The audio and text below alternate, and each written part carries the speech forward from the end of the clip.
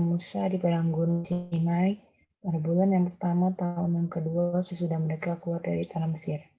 Orang Israel harus merayakan Paskah pada waktunya.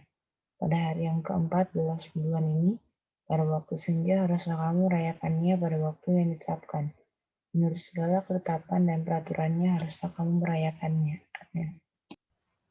Ayat 4. Lalu Musa menyuruh orang Israel merayakan Paskah, maka mereka merayakan Paskah pada bulan yang pertama, pada hari yang keempat, pada hari yang ke-14 bulan itu, pada waktu senja di padang gurun Sinai, tepat seperti yang diperintahkan Tuhan kepada Musa.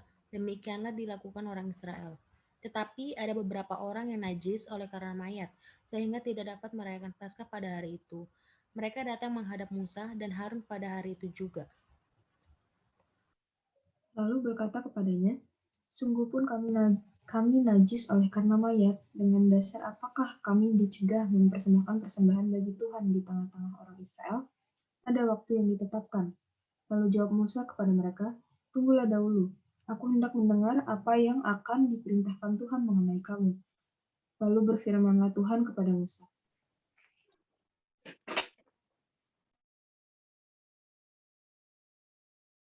Ayat 10. Katakanlah kepada orang Israel, apabila salah seorang di antara kamu atau keturunanmu najis oleh karena mayat atau berada dalam perjalanan jauh, maka ia harus juga merayakan Paskah bagi Tuhan. Pada bulan yang kedua, pada hari yang ke-14, pada waktu senja, haruslah orang-orang itu merayakannya, beserta roti yang tidak beragi dan sayur pahit, haruslah mereka memakannya. Ayat 12, janganlah mereka meninggalkan sebagian daripadanya sampai pagi, dan satu tulang pun tidak boleh dipatahkan mereka. Menurut segala ketetapan Paskah haruslah mereka merayakannya.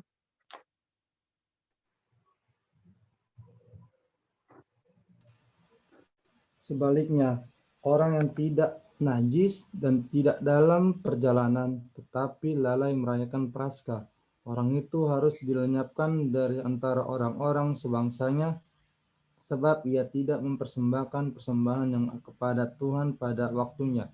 Orang itu akan menanggung akibat dosanya. Apabila seorang asing yang telah menetapi padamu hendak merayakan Paskah bagi Tuhan, maka haruslah ia merayakannya. Menurut segala ketetapan dan peraturan Paskah, satu ketetapan harus berlaku bagi kamu, baik bagi orang asing maupun bagi orang Israel asli. Tiang awan memimpin perjalanan Israel. Pada hari didirikan kemah suci, maka awan itu menutupi kemah suci, kemah hukum Allah. Dan pada waktu malam sampai pagi, awan itu ada di atas kemah suci, kelihatan seperti api. Amin.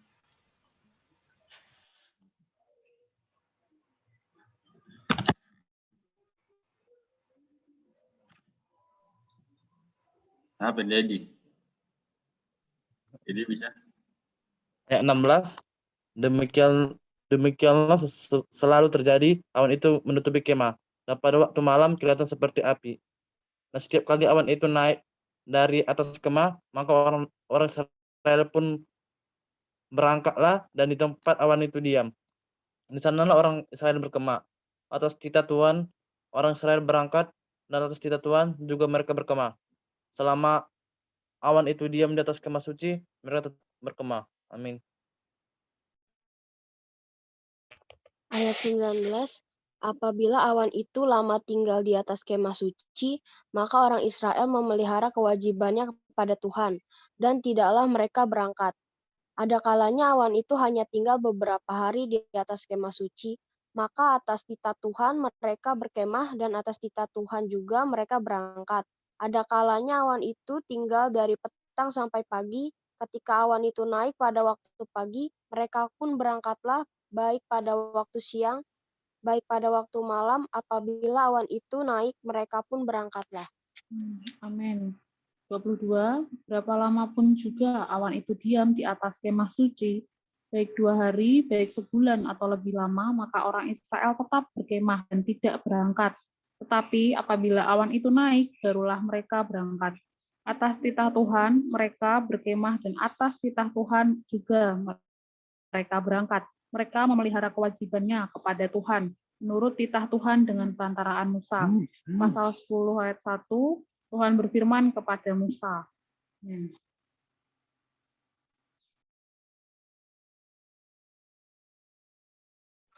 Amin. Oke, saya ya. Buatlah 2 nafir dari perak tempaan harus kau buat itu, supaya dipergunakan untuk memanggil umat Israel dan untuk menyuruh laskar-laskarnya berangkat. Apabila kedua nafir itu ditiup, segenap umat itu harus berkumpul kepadamu di depan pintu kemah pertemuan. Jikalau hanya satu saja ditiup, maka para pemimpin, para kepala pasukan Israel harus berkumpul kepadamu.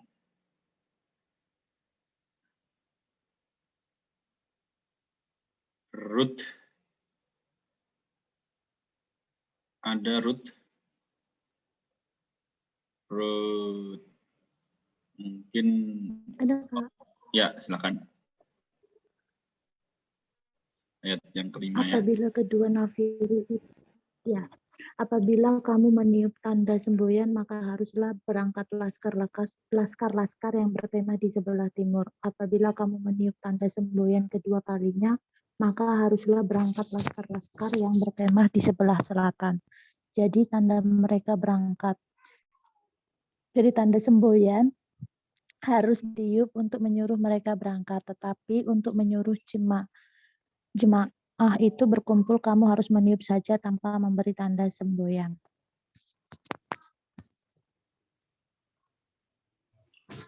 Ayat 8, nafiri-nafiri itu harus ditiup oleh anak-anak imam Harun. Itulah yang harus menjadi ketetapan untuk selama-lamanya bagimu turun-temurun. Dan apabila kamu maju berperang di negerimu melawan musuh yang menyesakkan kamu harus memberi tanda semboyan dengan nafiri, supaya kamu diingat di hadapan Tuhan Allahmu dan diselamatkan daripada musuhmu. Juga pada hari-hari kamu bersukaria, pada perayaan-perayaanmu, dan pada bulan-bulan barumu, haruslah kamu meniup nafiri itu pada waktu mempersembahkan korban-korban bakaranmu dan korban-korban keselamatanmu. Maksudnya supaya kamu diingat di hadapan Allahmu. Akulah Tuhan Allahmu. Puji Tuhan. Amin. Jadi berangkat dari Gunung Sinai. Ayat 11. Pada tahun yang kedua, pada bulan yang kedua, pada tanggal 20 bulanlah itu, naiklah awan itu dari atas kemah suci, tempat hukum Allah. Lalu berangkatlah orang Israel dari padang gurun Sinai menurut aturan keberangkatan mereka. Kemudian diamlah awan itu di padang gurun Paran. Itulah pertama kali mereka berangkat menurut titah Tuhan dengan perantaraan Musa. Amin. Amin. Terima kasih, Dedi. Tapi berarti suaranya Runggu mirip sama suara Irfan ya? Ya, saudara kali. Beda dikit. Ada apa, Kak? Hah? Kak, kok jadi sama-samain, Kak? Enggak, habis Runggu langsung Dedi tadi. Nggak apa-apa. Oke, kita lanjut ya. Jadi pembacaan kita sampai di ayat 10. Lalu kita lanjut ke Lukas pasal 1 ya. Nanti baru apa. Santai. Santuy. Ya, kita baca dulu Lukas ya. Lukas pasal 1. Kembali ke Claudia berarti. Aku dulu atau Sri dulu, Kak? Oh ya, Sri ya. Sri bisa. Lukas pasal 1. Sri. Ini. Oke. Iya, Kak, kenapa? Ya, Lukas pasal 1.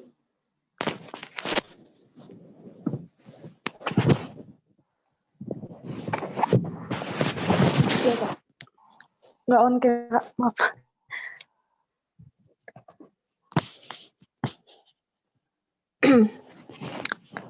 Lukas pasal 1 ayat 1. Teologius yang mulia, banyak orang telah berusaha menyusun suatu berita tentang peristiwa-peristiwa yang telah terjadi di antara kita. Ayat yang kedua, seperti yang disampaikan kepada kita oleh mereka yang dari semula adalah saksi mata dan pelayan firman. Ayat yang ketiga, karena itu setelah aku menyelidiki segala peristiwa itu dengan seksama dari asal mulanya, aku mengambil keputusan untuk membukukannya dengan teratur bagimu. Amin.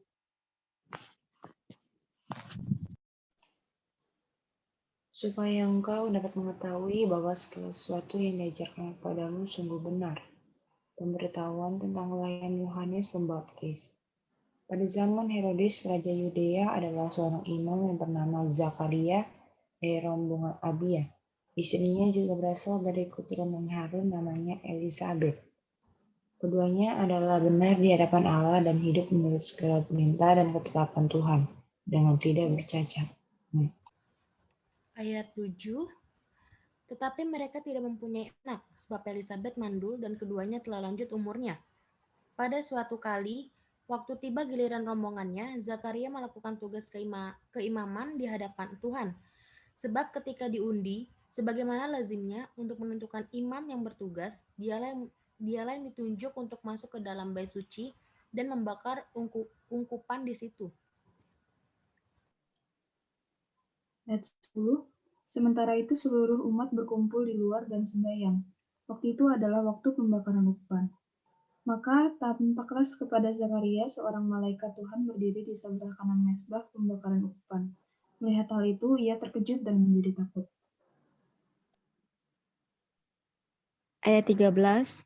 Tetapi malaikat itu berkata kepadanya, "Jangan takut, hai Zakaria, sebab doamu telah dikabulkan dan Elisabeth istrimu akan melahirkan seorang anak laki-laki bagimu dan haruslah engkau menamai dia Yohanes. Engkau akan bersukacita dan bergembira, bahkan banyak orang akan bersukacita atas kelahirannya itu." Ayat 15, sebab ia akan besar di hadapan Tuhan dan ia tidak akan minum anggur atau minuman keras dan ia akan penuh dengan Roh Kudus mulai dari rahim ibunya.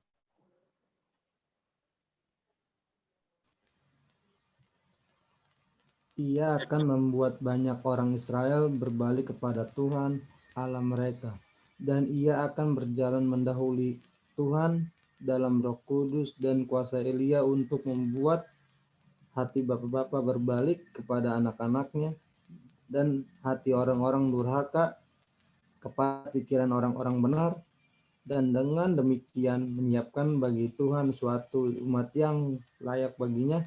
Lalu kata Zakaria kepada malaikat itu, "Bagaimanakah aku tahu bahwa hal ini akan terjadi sebab aku sudah tua dan istriku sudah lanjut umurnya?" Amin.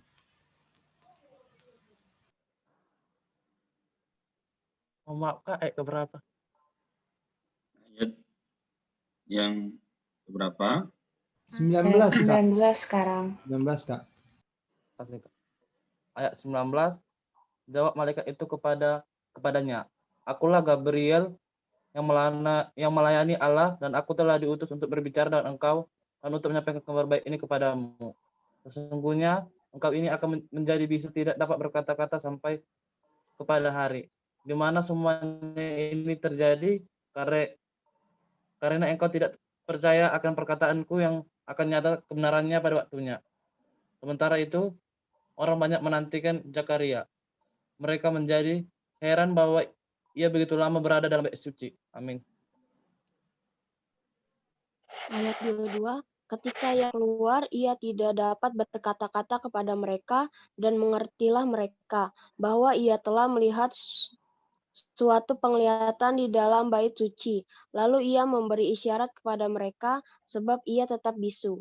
Ketika selesai jangka waktu tugas jabatannya, ia pulang ke rumah. Beberapa lama kemudian Elisabeth istrinya mengandung dan selama 5 bulan ia tidak menampakkan diri. Katanya, "Inilah suatu perbuatan Tuhan bagiku dan sekarang ia berkenan menghapuskan aibku di depan orang." Amin. Amin. Haleluya. Oke, jadi puji Tuhan ya.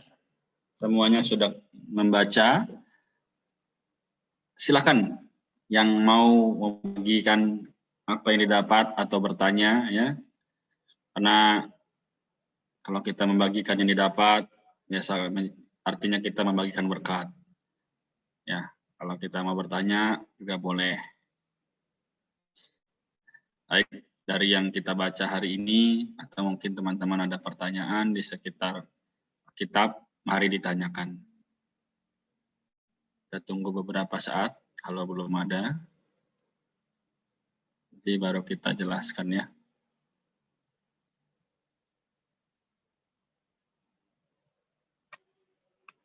Oke, kalau gitu saya nanya deh. Ya, nafiri terbuat dari apa? Ada yang bisa jawab nggak? Kalau Mbak tadi pasti bisa jawab.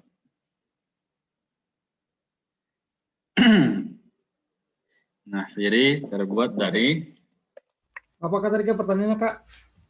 Nafiri terbuat dari apa?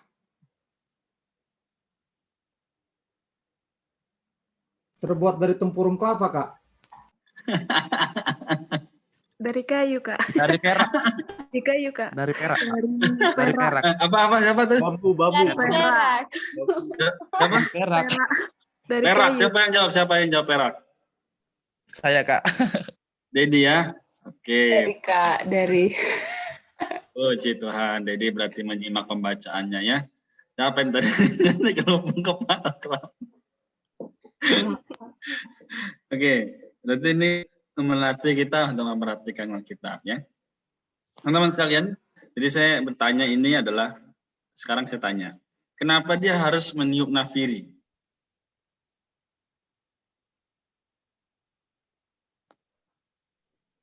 Kenapa umat Israel harus meniup nafiri?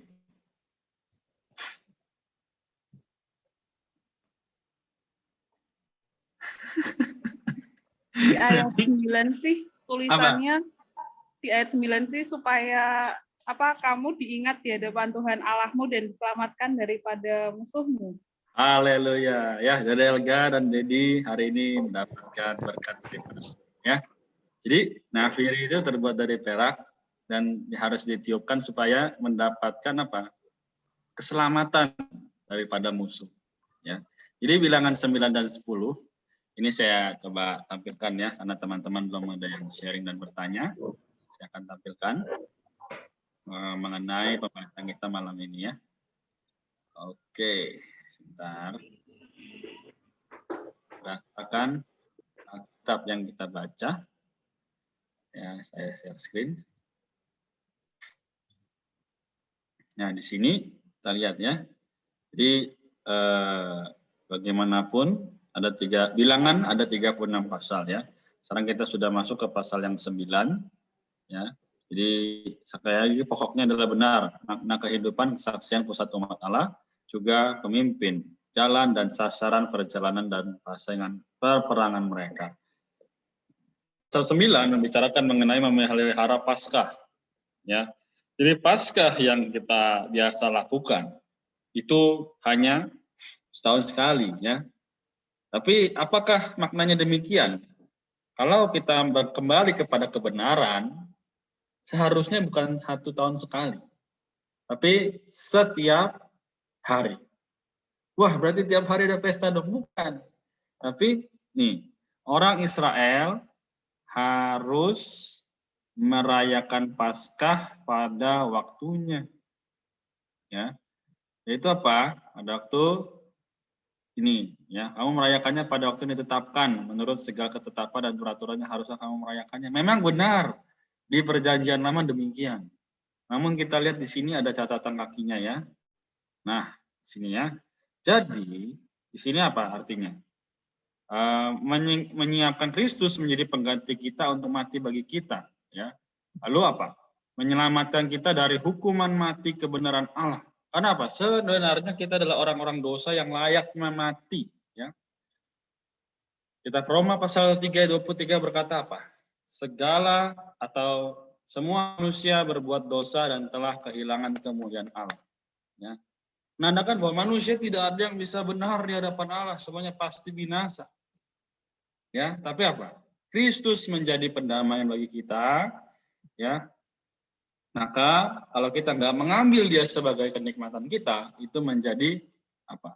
Kekurangan bagi kita, sangat sayang sekali.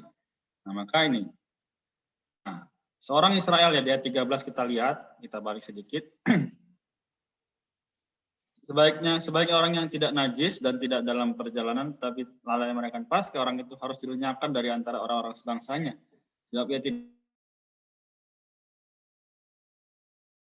menanggung akibat dosanya. Apa artinya? Kita lihat. Nih, seorang Israel yang tahir diharuskan merayakan Paskah, melambangkan bahwa kaum beriman yang ditebus diharuskan untuk mengambil bagian atas meja Tuhan. Kapan? Setiap minggu, ya. Lalu setiap hari juga apa? Kita harus berdoa, memanggil nama Tuhan, berseru. Kenapa? Itulah yang dikatakan di dalam pasal yang ke-10, kita lihat di sini ya. Nih, pasal ke-10 berbicara mengenai nafiri, ya. Buatlah 2 nafiri dari perak tempaan, harus kau buat itu supaya dipergunakan untuk memanggil umat Israel dan untuk menyuruh laskar-laskarnya berangkat. Berangkat kenapa? Karena kita lihat bunyi sangkakala di sini tanda semboyan, karena dalam pikiran Allah Bani Israel terus-menerus berada dalam peperangan. Hari ini kita berperang nggak? Pertanyaannya. Berperang. Ya. Betul, perperangan rohani.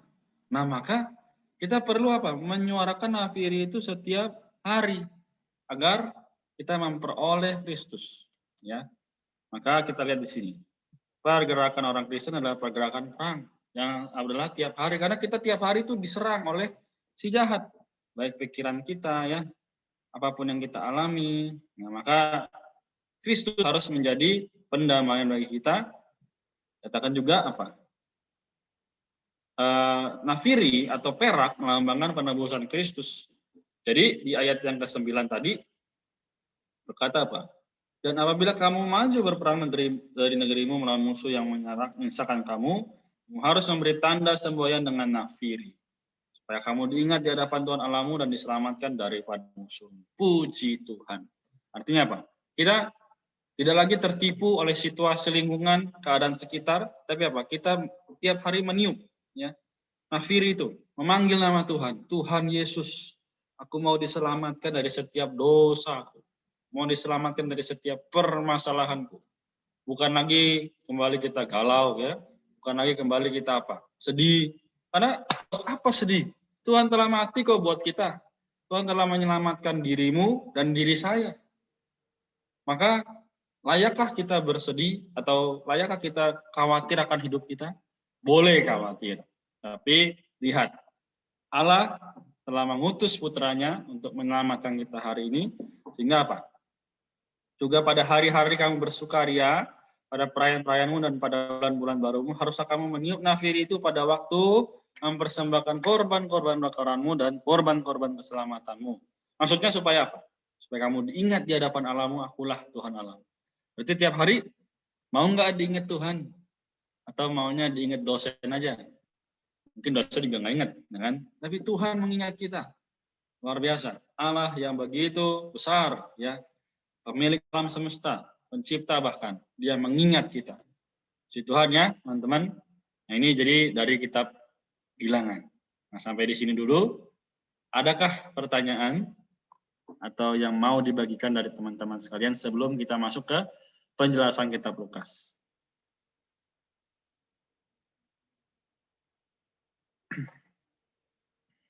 Ada? Ngangguk-ngangguk ya. Oke, kita baca dulu kitab Lukas gitu ya. Kita masuk kitab Lukas. Oke. Siapa penulis kitab Lukas? Lukas. Ya ampun. Lukas ya. Siapa Lukas itu? Tabib. Di situ. Luar biasa. Penerimanya siapa? Theophilus. Amen. Semua nih kalau hafal ayat itu pasti menang. Oke, kita lanjut ya. Nah, kita akan bahas sedikit ya. Jadi puji Tuhan kita telah melewati kitab Matius dan Markus. Nah, jadi kelihatan nggak sih? Bentar ya. Oke. Di sini kita membahas mengenai Lukas ya. Berbicara mengenai Yesus Kristus adalah manusia penyelamat. Teman-teman ini penting. Kita lihat dari pasal 1 ayat 1 sampai 25. Peran utama dari ke-25 ini siapa? Ada yang tahu? Zakaria, Kak. Sedikit lagi. Apa Kak pertanyaannya? Pertanyaannya, peran utama atau yang dibicarakan dari 25 ayat awal dari kitab Lukas ini siapa? Yohanes. Iya. Kok bisa tahu padahal belum tersebut namanya di sini? Ada tadi. Ada ya? Kamu harus namanya Yohanes. Amin. Ya, sangat jeli ya. Teman-teman, kita lihat di sini kenapa kita perlu membaca? Supaya kita tahu bahwa Kristus ya telah mengutus Yohanes untuk membuka jalannya. Kita lihat di sini di ayat 13 ya. Di 13 kalau kita baca tadi, tetapi malaikat itu berkata kepadanya, "Jangan takut hai Zakaria, sebab doamu telah dikabulkan. Elisabet istrimu akan melahirkan seorang anak laki-laki bagimu dan haruslah engkau menamai dia Yohanes." Ya. Terima kasih. Tadi siapa Delga ya. Nah, jadi teman-teman sini, dari 25 ayat ini berbicara sungguh mengenai kesaksian Yohanes atau kesaksian Elisabet dan Zakaria. Namun apa poin pentingnya? Poin pentingnya di sini ya, yaitu di sini keterkandungan pelopornya atau pembuka jalan bagi Kristus bisa masuk ke dalam setiap umat yang ditujukan di kitab Lukas nanti, yaitu Theophilus, dan dia bisa menyampaikannya kepada bangsa-bangsa. Oke, jadi apa yang penting kita perlu lihat lagi di sini adalah di ayat 20 ya, sesungguhnya engkau akan menjadi bisu dan tidak dapat berkata-kata sampai hari ketika semuanya ini terjadi, dan engkau tidak percaya kepada perkataanku yang akan dipenuhi pada waktunya. Ingat, kalau kita satu kali saja tidak percaya, berarti apa? Kita telah meragukan apa yang telah Tuhan aturkan. Jadi ketika kita tidak percaya, maka di dalam hal rohani, tanda kutip, kita akan menjadi orang yang apa? Sulit sekali untuk berbicara kepada orang. Ya kan? Kita malu. Aduh gimana ya? Ini aku nggak percaya tapi aku mesti ngomong ke orang. Akhirnya apa? Di sini kita lihat dia dibuat menjadi bisu. Ya. Namun puji Tuhan, di ayat 25 dikatakan, inilah suatu perbuatan Tuhan bagiku, dan sekarang ia berkenan menghapuskan aibku di depan orang. Oke, tidak percaya kita lihat ya, isinya apa. Nah, tidak percaya berarti, kan percaya itu membuka pujian dan kesaksian mulut. Ketidakpercayaan itu membuka mulut kita. Pertanyaannya, Kak, kenapa sih kalau saya mau cerita firman Tuhan tuh sepertinya sulit? Nah, artinya mungkin kita kurang percaya, atau mungkin saya kurang percaya kepada khasiat dari firman Tuhan itu sendiri. Di malam ini, teman-teman, maukah menjadi bisu? Nah, pertanyaannya itu kan. Atau maukah kita berbicara bagi Allah seperti Yohanes nantinya? Ya. Jadi inilah bagaimana kita bisa menjadi orang-orang yang telah dipenuhi dengan Roh Kudus. Percaya nggak teman-teman di sini semua sedang atau juga sudah dipenuhi Roh Kudus? Atau mesti tunggu pencurahan dulu? Pertanyaannya demikian ya. Ada yang bisa jawab? Atau ada yang mau jawab? Mau bertanya malah. Oh ya, boleh dong, boleh, silakan. Terkadang kan kalau aku ya pengalaman pribadi,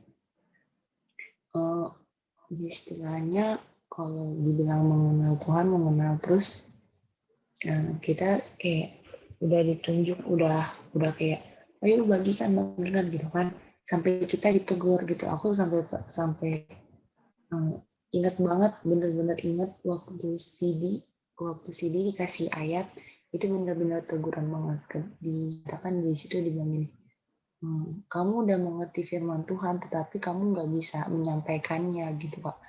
Terus kalau kayak gitu gimana Kak? Soalnya kan perasaan aku kayak, nanti kalau kita membagikan kayak dibilang susu. Kalau anak-anak zaman sekarang dibilang suci gitu kan. Atau enggak sok-sok mengerti, padahal realitanya di kehidupan kita belum tentu sesuai dengan Alkitab gitu. Itu gimana? Ya, mungkin Taifa ada pengalaman yang sama? Ada? Atau teman-teman yang lain ada? Ya, mungkin yang lain dulu ada pengalaman, habis itu nanti Eva sharing pengalaman tentang ini. Adakah mungkin di kampus atau di sekolah dibilang pendeta karena ngomong ayat? Iya Kak, bener suka banget kayak gitu, tapi kita nggak berani buat menyampaikannya, nggak tahu kenapa.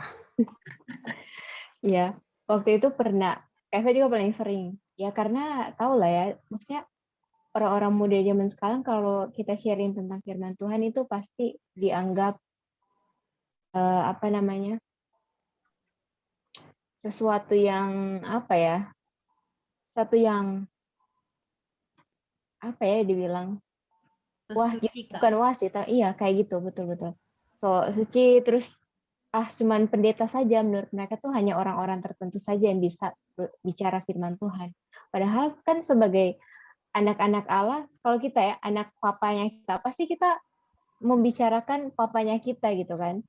Kita membicarakan orang tua gitu kan, orang tua kita kalau misalnya itu. Ya sebagaimana kita sebagai anak-anak Allah, kita pasti membicarakan Allah dong. Hanya anak-anak si jahat yang membicarakan si jahat, dan produk-produknya kalau kita anak-anak Allah pasti kita membicarakan perkara-perkara Allah. Nah, jadi kebanyakan teman-teman kita itu ya seperti itu. Dan apa yang Kak Iva jawab? Kalau misalnya mereka bilang, so rohani kayak gitu. Kak Iva cuma bilang yang satu, emang kamu mau rohaninya kapan? Sekarang atau mau nanti? Sudah terlambat. Kayak gitu Kak Iva. Satu. Kedua, ya Kak Iva bilang, ya karena saya anak Allah, saya harus membicarakan Allah. Kayak gitu. Jadi Kak Iva nggak pernah menyentuh, karena kalian begini-begini. Ya Kak Iva kembali ke Kak Iva saja. Itu sih pengalaman di kampus gitu ya. Kalau di sekolah kayaknya anak-anak manis ya. Jadi nggak terlalu, tapi kalau di kampus itu paling sering. Dan akhirnya kalau kita menunjukkan siapa kita gitu, mungkin ya orang-orang yang kayak gitu tuh nggak terlalu ini, tapi ada orang-orang tertentu itu menjadi orang yang apa ya, cari-cari kita gitu. Cari apa? Cari untuk curhat.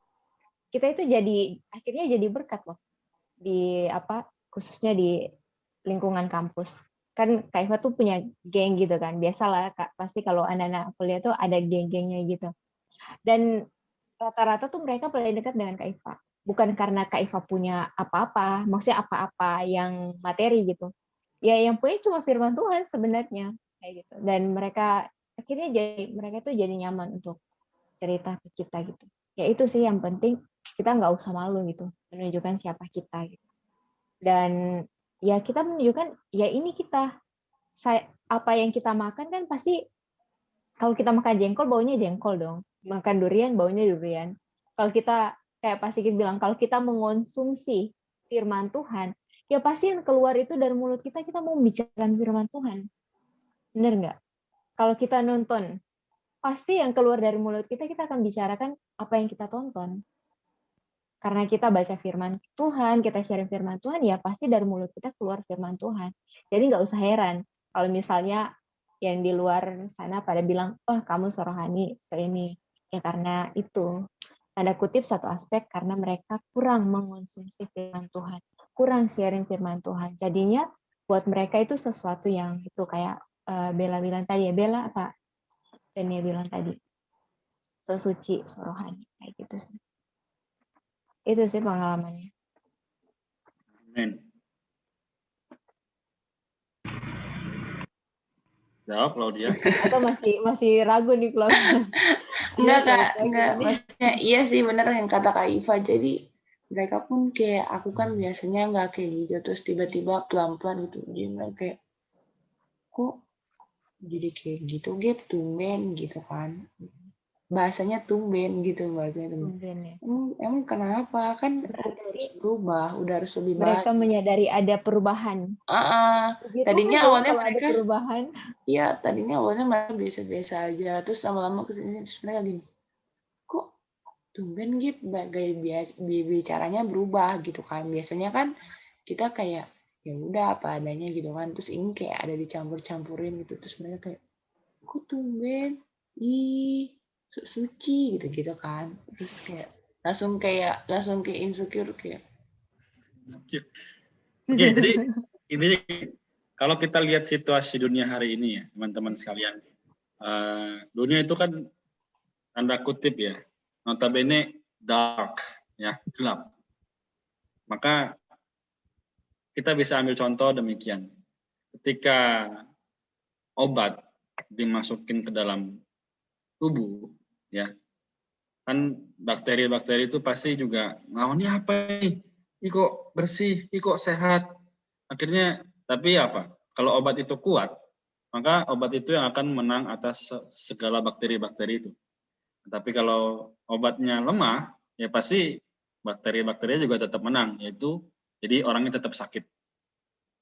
Jadi contoh malam ini adalah ketika tadi mengenai Yohanes, mengenai Roh Kudus, ketika kita tiap hari dipenuhi oleh firman Tuhan, maka ketika kita terjun ke dalam hari itu, misal pagi-pagi kita bangun, kita sudah saat teduh, kita sudah berdoa pagi ya, maka apa? Seharian itu kita akan menjadi kuat di dalam firman. Teman bicara apa, kita nggak mungkin jadi apa namanya? Sekarang tuh nggak mungkin jadi insecure ya kan? Nggak mungkin jadi membicarakan hal-hal selain daripada Tuhan. Kenapa? Karena diri kita sudah penuh dengan Roh Kudus. Nah, maka kenapa saya bilang, ayo tiap hari baca Alkitab, tiap hari berdoa. Supaya apa? Supaya kita ketika membagikan sesuatu, ketika kita mengupload sesuatu, semuanya adalah firman Tuhan. Nggak perlu malu-malu lagi. Sekarang pertanyaannya, teman-teman malu punya Tuhan? Atau Tuhan yang malu punya kita? Tuhan nggak pernah malu punya kita. Ya, dia sangat bahagia, bahkan dia katakan apa? Aku sungguh amat baik menciptakan manusia. Kejadian pasal 1 itu ya. Sungguh amat baik.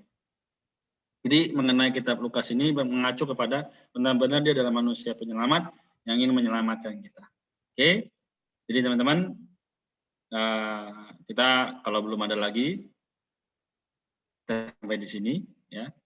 Mungkin ada yang mau beraktivitas lainnya, yang sudah setengah jam juga ya. Amin. Demikian, ada lagi yang mau bertanya atau sharing? Palingan cuman itu saja sih buat Claudia, buat ya doa lagi gitu. Kalau misalnya kita membicarakan Tuhan, terus kita insecure, kita coba doa lagi gitu.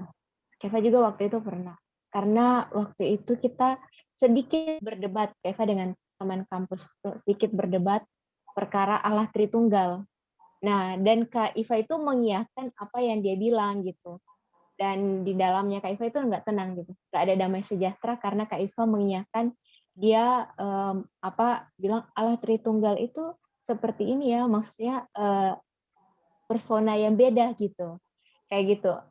Sedangkan Allah Tritunggal ini kan nggak berbeda, satu kan, gitu. Jadi waktu itu Kak Iva pernah salah ucap dan itu benar-benar di dalamnya Kak Iva itu selama kan waktu itu Kak Iva kuliah di Manado, jadi di kampus itu dalam kampus itu ada angkot kan karena kampusnya lumayan gede. Di angkot itu nggak tenang dan akhirnya Kak Iva pulang itu Kak Iva doa. Kak Iva nggak tahu mau ngomong apa, Kak Iva cuma karena nggak tenang di dalam Kak Iva ada perasaan kayak nggak ada damai sejahtera, jadi Kak Iva doa minta ampun kalau Kak Iva mengucapkan perkataan yang salah. Jadi kalau kayak Kak Renard bilang kan, masa kita terhadap Tuhan kita membicarakan Tuhan kita dan kita insecure, berarti something wrong. Jadi ya nggak apa-apa, doa aja dulu. Ya biarlah pengalaman Ayub gitu kan. Ayub bilang bahwa dari kata orang saja aku mengenal tentang engkau, tapi sekarang mataku sendiri melihat engkau. Biarlah ini juga menjadi pengalaman Gaby, menjadi pengalaman juga teman-teman kita gitu. Teman-teman semua gitu, bahwa hari ini yang memang perkara Tuhan itu yang Kak Renard bahas tadi itu bukan perkara yang di luar gitu, tapi perkara Roh Kudus itu kan di dalam. Jadi perkara pengalaman kita dengan Tuhannya dulu harus kuat sih memang. Jadi kalau di saat kita membicarakan Dia ya kita akan penuh dengan kekuatan. Kita tidak akan insecure. Kalau insecure ya kita kembali lagi doa supaya kita terus mengalami Tuhan. Haleluya. Baik, puji Tuhan ya. Jadi malam ini kita sampai di sini. Kalau masih ada pertanyaan atau mau sharing, silakan di grup WhatsApp ya. Puji Tuhan, malam ini kita tutup. kita minta tolong kepada Irfan, bisa? Atau Dedi? Hadir, Kak. Oh, Kak. Irfan bisa ya? Oke, silakan. Kita doa ya, Irfan ya. Oh, Irfan, titip doakan untuk teman kita, Sri. Dia mau ujian besok ya. Jadi doakan supaya dia lulus ya. Amin. Masuk kampus ya, di Tuhan. Ayo teman-teman, kita satu dalam doa. Allah Bapa kami kerajaan surga, kami mengucap syukur ya Bapa atas berkat-Mu pada malam hari ini ya Bapa. Engkau sudah menemani kami ya Bapa. Bapa, kami tidak lupa berdoa dengan Sri. Semoga lancarkanlah ujian dia Bapa, keterima di PTN yang diinginkan ya Bapa. Semoga dia takut akan ya Bapa. Bapa, berilah kesehatan kami ya Bapa. Lindungilah kami ya Bapa. Berilah nilai IPK yang bagus ya Bapak. Bapak, bagi yang belum keterima kerja, lancarkanlah, berilah jalan petunjuk ya Bapak, agar bisa dia keterima kerja di manapun ya Bapak. Bapak, hapuskanlah segala dosa-dosa hamba, kalian semua Bapak. Inilah doa permohonan kami dalam anak-Mu Tuhan Yesus Kristus. Kami doa mengucap syukur. Amin. Amin. Puji Tuhan, doa yang sangat baik. Oke. Mari yang bisa buka kamera kita buka, kita foto. Yang tidak bisa tidak masalah.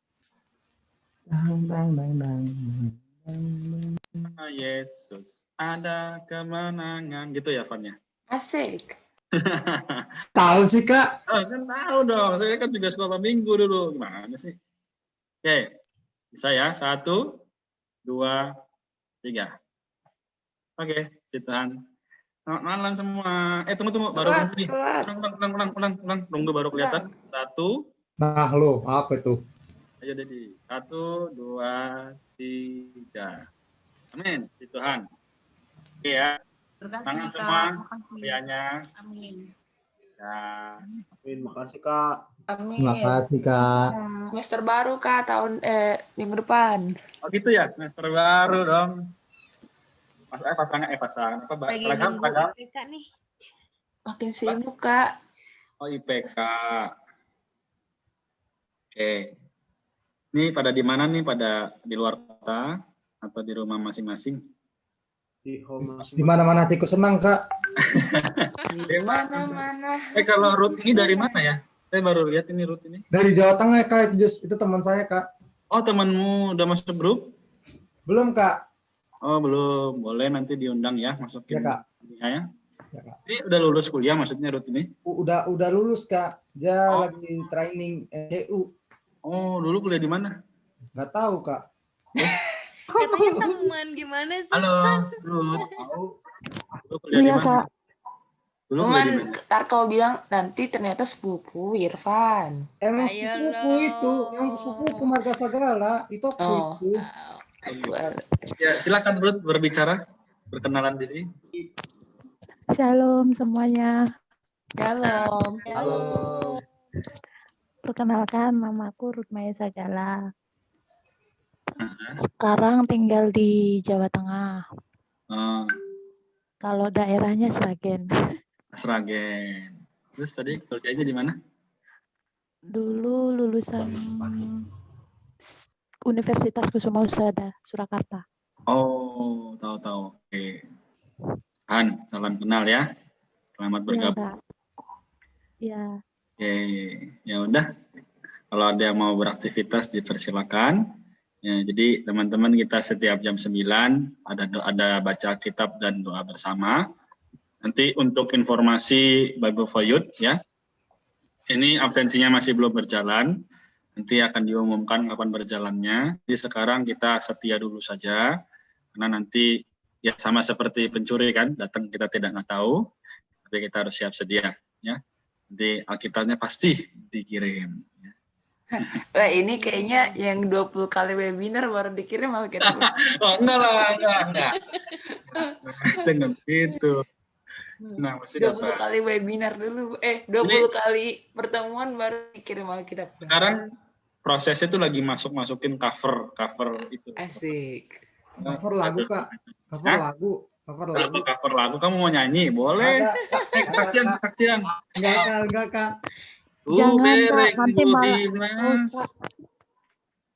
Menangi yang Sik. Pokoknya aku menunggu. Aku udah ngisi alamat lengkap loh. Ya. sampai kode posnya, kelurahannya, kecamatannya. Lengkap ya, Klau. Lengkap kali. Biar nggak salah alamat, lumayan. Biar nggak alamat palsu ya, Kak. Biar nggak alamat palsu ya. Iya, nggak mau rugi. Oke. Mama aja excited dari saya webinar. Terus kan Kak dikirim Alkitab ya kan? Kayak gini aja kan, Alkitabnya kan 1.000 tuh, ya kan? Yang daftar tuh kemarin baru sekitar 400-an. Ya. Nah, double Kak, bikin double. Enggak biasa. Tapi ini maksudnya undang teman-teman yang lain supaya mereka dapat juga gitu loh, supaya mereka melihat kebenaran dengan jelas. Berarti nanti mereka absennya nggak 10 dong, Kak? Enggak, kan sekarang belum mulai absen. Belum mulai. Oh, belum mulai. Ya, makanya dibilang kayaknya harus 20 kali pertemuan baru bisa dapat Alkitab. Sama beberapa kali webinar kayaknya. Ya, sama beberapa kali webinar. Enggak lah. Kita tahu kok. Ya. Saya juga dulu gitu. Saya dapat nih. Kenapa? Karena kamu udah 10 kali gitu. Oh, terima kasih Kakak. Gitu. Tiba-tiba udah kehitung ya, Kak? Ada nanti ya. Tenang saja, tenang. Kita kan kamu sudah isi alamat.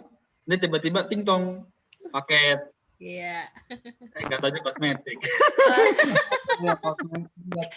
Soalnya ini ada orang dalam. Foto kita aja bisa terekspos di video. Iya. Curang, pakai orang dalam. Curang. Curang, Fotonya pakai nggak orang bagus dalam, lagi. curang. Fotonya Karena gitu semua lagi. Oke, puji Tuhan ya. Kalau kalian masih mau bincang silakan. Saya izin pamit dulu ya. Tuhan besok mau ke rumah sakit. Oke, selamat itu ya, cepat sembuh Bella ya. Tuhan berkati ya. Iya, Kak, makasih. Berkati. Shalom.